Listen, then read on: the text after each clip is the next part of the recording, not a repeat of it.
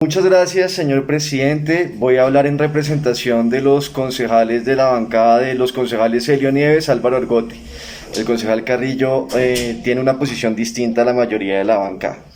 Bueno, en primer lugar, dejar una constancia, como lo explicó el concejal Celio Nieves al inicio de esta sesión, consideramos que este no debe ser el trámite que se le debió haber dado a la moción de observación. Consideramos que ante el vacío legal había que aplicar las normas que rigen el trámite de las mociones de censura, es decir, que se tenían que hacer dos sesiones. Uno para hacer el debate sobre las acusaciones particulares relacionadas con la moción de observación y otra sesión distinta para hacer la votación. Solamente quiero dejar en primer lugar esa constancia. Ya frente al fondo de la discusión, yo quiero recordar, colegas, cuál fue la acusación o la primera acusación, la acusación original frente al piloto del parqueo en vía. La acusación original que se está haciendo desde abril es que el secretario de Movilidad iba a acudir a la trampa de hacer una triangulación contractual para saltarse la ley 80 y contratar a dedo la concesión del parqueo en vía con la excusa de un piloto. Esa fue la acusación original. Yo creo que el debate está demostrado que esa acusación no es cierta, que no tenía fundamento, porque aquí no hubo una triangulación contractual. Aquí no se acudió a un contrato interadministrativo para saltarse la ley 80, para que aprovechar el régimen de contratación privada que tiene una entidad como la terminal de transporte, para que la terminal de transporte subcontratara la operación del parqueo en vía. Esa no era la idea del piloto.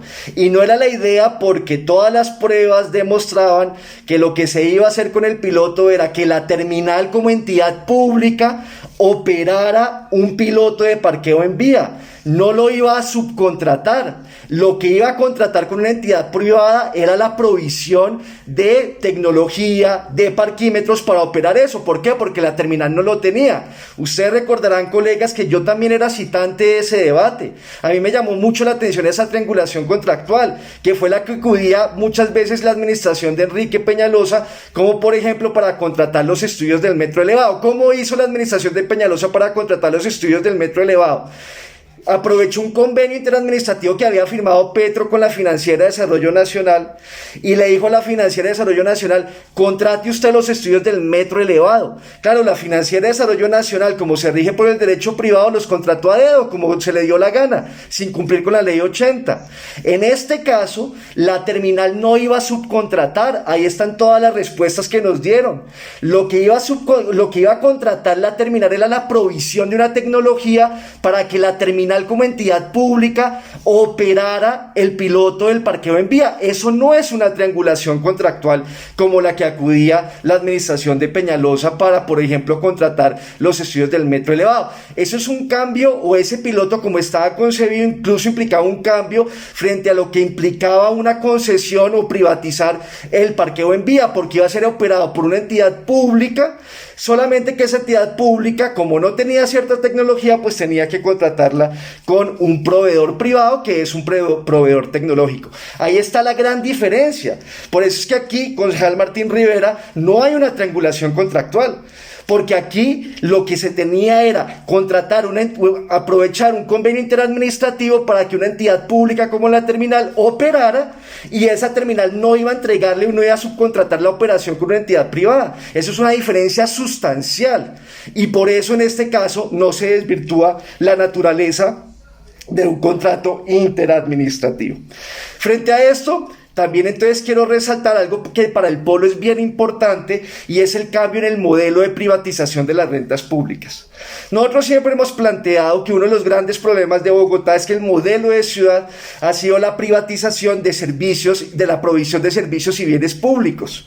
Y esto lo que ha hecho es que Bogotá sea una de las ciudades más desiguales de Latinoamérica y una de las ciudades más desiguales de Colombia, que es uno de los países más desiguales del mundo. Si uno mira cómo funcionan los principales servicios públicos en Bogotá, todos funcionan bajo esta lógica de privatizar las rentas públicas. El relleno Doña Juana, por ejemplo, que a propósito la Fiscalía ya abrió un proceso penal en contra del operador o los representantes legales del operador de Doña Juana. El caso del transporte público, otro ejemplo de la privatización de las rentas públicas. Afortunadamente estamos en trámite de la creación de un operador público. El caso del mobiliario urbano, que tanto el concejal Martín Rivera como el concejal Torrado denunciaron a comienzos de este año, es otro caso de cómo se viene privatizando las rentas públicas. El caso del SIM, del registro de automotores, otro caso, otro ejemplo de eso. El caso también, por ejemplo, de los parqueaderos, que en el primer gobierno de Peñalosa, en la carrera 15, se le entregaron a City Parks, parqueaderos subterráneos. Y esto ha hecho que unos pocos se beneficien o se apropien de esas rentas públicas, que se privaticen. Y ha habido grandes escándalos de corrupción también alrededor de este modelo. Recuerden, concejal Susana, que durante el gobierno de Petro, el exconcejal Carlos Vicente de Rut denunció cómo ese gobierno prorrogó contratos como el de SIM o como el del mobiliario urbano, el de los parqueaderos. Ese fue el famoso artículo que publicó el exconcejal Carlos Vicente de Rut, y que la respuesta de ese gobierno en ese momento fue: no, aquí puede haber corrupción, pero esa corrupción es por las esquinas nomás. Cosas muy graves de prórroga de ese modelo de privatización de las rentas públicas. Miren cómo cambia con este nuevo modelo, tanto lo que se quería hacer en el piloto como lo que se va a hacer ahora. Ya no se va a entregar en concesión el parqueo en vía. Esto es muy avanzado, colegas. Y eso es bien importante para el polo. Nosotros, cuando votamos en contra del proyecto de Peñalosa, del proyecto de acuerdo del parqueo en vía, lo votamos en contra no porque no estemos de acuerdo con que hay que organizar el parqueo en vía, lo votamos en contra porque era un proyecto diseñado para privatizar el parqueo en vía.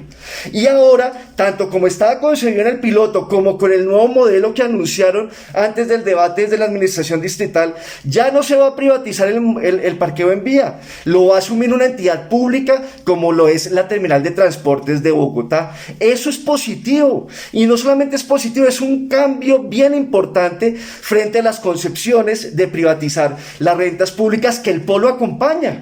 ¿Cómo no vamos a acompañar eso? ¿Cómo no vamos a acompañar medidas que tienen que ver con la reversión de lo que muchas veces hemos mencionado como esos contraticos, esos grandes negociados con los cuales se terminan privatizando estas rentas públicas? Finalmente, señor presidente y colegas, creo que una de las cosas que demuestra que no hay los suficientes elementos probatorios que demuestren la corrupción del secretario de Movilidad, porque la acusación es de corrupción. La acusación que está en la proposición y de las denuncias que hizo el concejal Andrés Forero no son de malos manejos administrativos. El debate del concejal Andrés Forero y su proposición como principal firmante de esa moción de observación es de corrupción. Es que, a pesar de no haber esa triangulación contractual, todo lo tenían diseñado para favorecer a una empresa mexicana como proveedora tecnológica de los servicios que requería la terminal para implementar ese piloto. Esa es la acusación. Pero miren ustedes lo contradictorio. Si esa es la acusación, la respuesta del Consejo no debería ser una moción de observación. Es que la moción de observación es como una especie de regaño cuando hay alguna falla o negligencia administrativa. La respuesta en caso de corrupción por parte del Consejo debería ser la moción de censura, porque es un caso extremadamente grave el que se está denunciando en esta moción de observación, y es un caso de corrupción. Frente a ese caso, la consecuencia no puede ser un regaño, no puede ser simplemente un llamado de atención, la consecuencia tendría que ser la moción de censura. Sin embargo, no hay elementos suficientes para demostrar que en realidad todo estaba diseñado para favorecer a una empresa mexicana como proveedora tecnológica. Por estas razones, y principalmente porque el polo acompaña ese cambio en el modelo que quiso dejar amarrado el exalcalde Peñalosa y que no pudo, de privatizar el parqueo en vía, es que el Polo Democrático Alternativo, o bueno, 3 de sus 4 concejales, no vamos a acompañar ni votar esta moción de observación. Muchas gracias, señor presidente.